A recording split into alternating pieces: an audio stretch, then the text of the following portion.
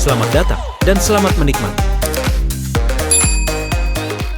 Jin Hyuk melompat ke arah monster-monster itu, menembakkan pistolnya ke segala arah dan membunuh mereka semua. Melina berpikir, senjata api adalah senjata yang paling tidak populer dalam Tower of Trials. Senjata bisa didapatkan dari drop monster, tapi amunisinya tidak. Karena itulah untuk menggunakan mereka, kamu harus menciptakan sendiri amunisinya. Tapi Kang Jin Hyuk dapat menggunakannya dalam waktu yang sesingkat itu, walaupun prosesnya sangat sulit. Jin Hyuk berpikir, si Tuarik menemukan benda bagus kali ini. Senjata ini jauh lebih bagus dari yang ia punya sekarang. Jin Hyuk mengatakan, baiklah, semua monster di sekitar sudah dikalahkan. Beritahu dirinya, apa yang asosiasi Demonic Ones lakukan sekarang? Melina mengatakan, dengarkan dirinya sebelum mengaktifkan Brand of Obedience. Asosiasi Demonic Ones mulai sadar kalau informasi mereka terus bocor.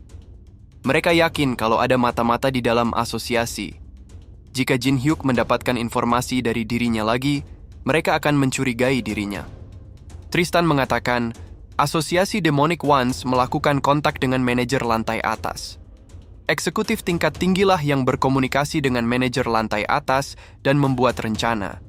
Mereka menggunakan kode Nietzsche. Jin Hyuk mengatakan Tristan, cari tahu manajer lantai atas yang mana yang mereka kontak dan apa yang mereka rencanakan. Tristan mengatakan, dirinya meminta maaf. Jabatan kita tidak cukup tinggi untuk mengetahui lebih dari ini. Jin Hyuk berpikir, asosiasi Demonic Ones bekerja sama dengan manajer lantai atas.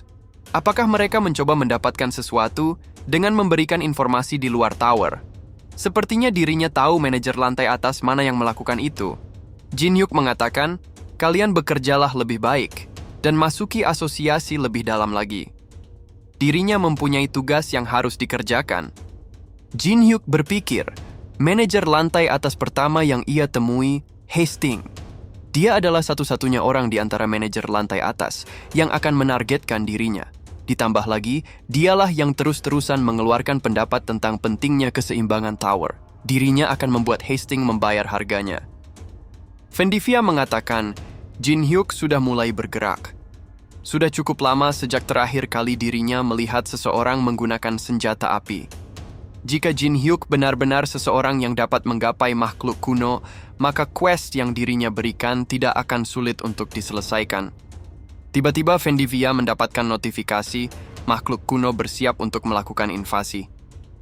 Sebuah gates muncul di tengah kota, dan mereka semua terkejut melihat itu.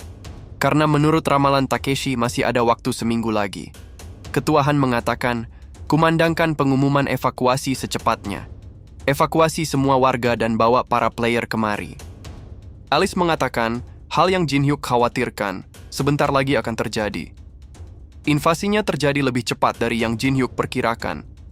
Jin Hyuk mengatakan, itulah sebabnya ia menyerahkan ini ke tangan Alice. Alice mengatakan, Jin Hyuk bahkan bersiap unyuk skenario yang seperti ini, cukup menyeramkan sebenarnya. Tapi jangan khawatir, dirinya akan mengatasi masalah ini. Jin Hyuk menggabungkan beberapa skillnya dan mendapatkan Wind Territory. Menaikkan kecepatan gerak sebesar 100%. Jin Hyuk berpikir, sudah tidak ada waktu lagi. Dirinya perlu menyelesaikan lantai ini secepat mungkin. Jika Alice melakukan sesuai yang direncanakan, dia akan mengulur waktu yang lebih lama. Dirinya berharap para player dapat bertahan lebih lama, sampai dirinya mengalahkan bos lantai ke-16.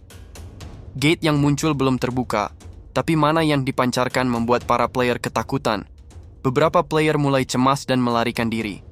Tapi muncul Casey dan Judro sambil berkata, kemana kalian akan pergi? Kesenangan belum saja dimulai. Jang Eun Sok mengatakan, biarkan saja mereka pergi. Mereka yang tidak punya semangat hanya akan menjadi beban.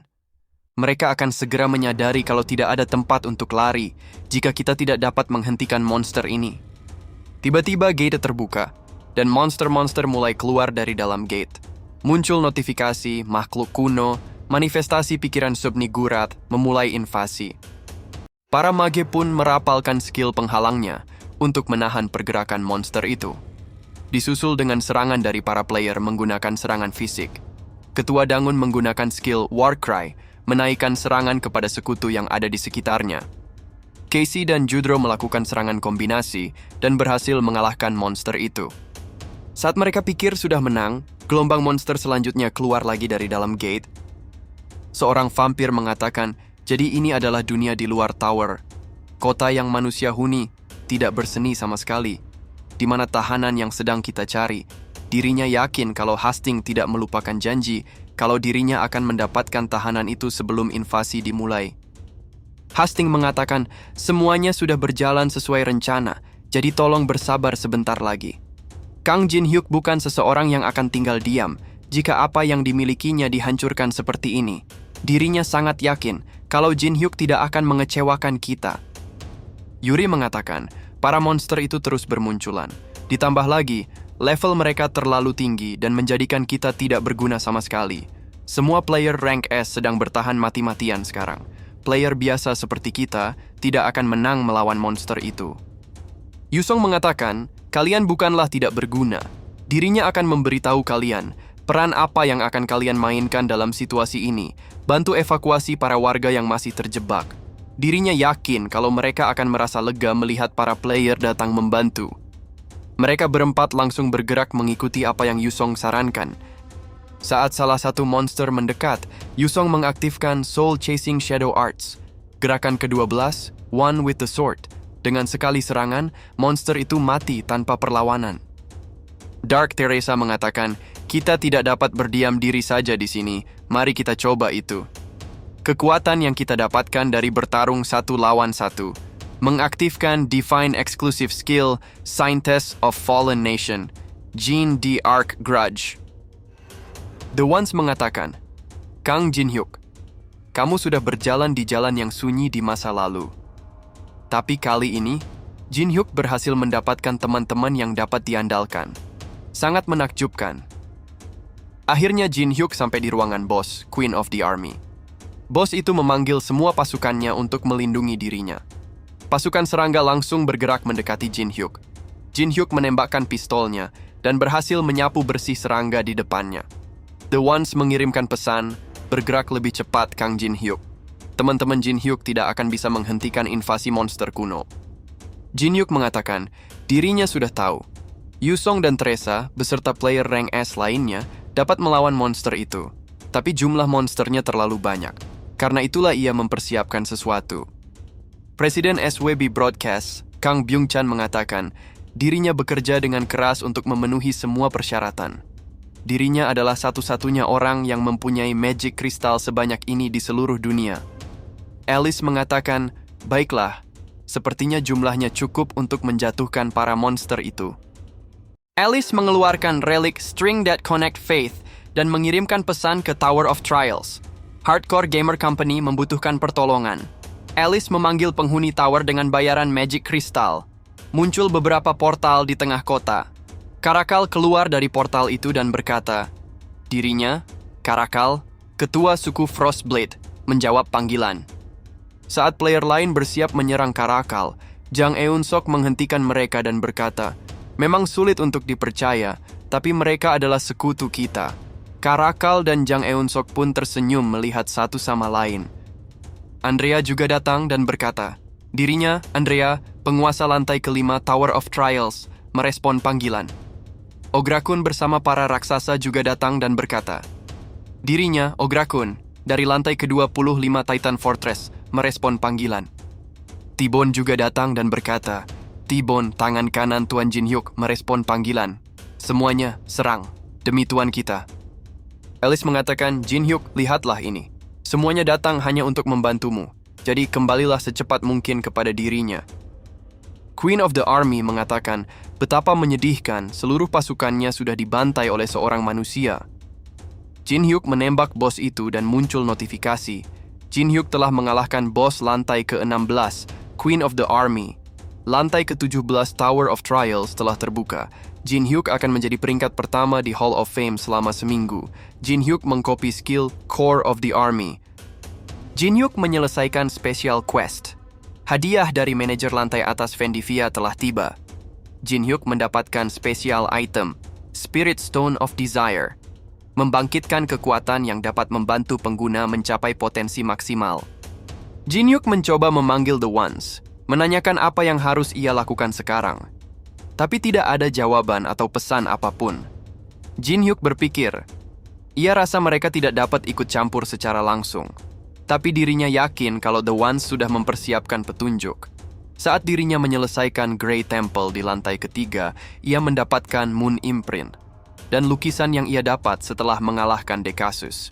Kalau begitu, sudah sangat jelas tujuan mereka seperti apa. Jin Hyuk menggunakan Moon Imprint dan mengaktifkan Mana Synchronization. Menggunakan Spirit Stone of Desire, muncul notifikasi lokasi tersembunyi dalam lukisan sudah terungkap. Lokasi tersembunyi Ancient Mosque.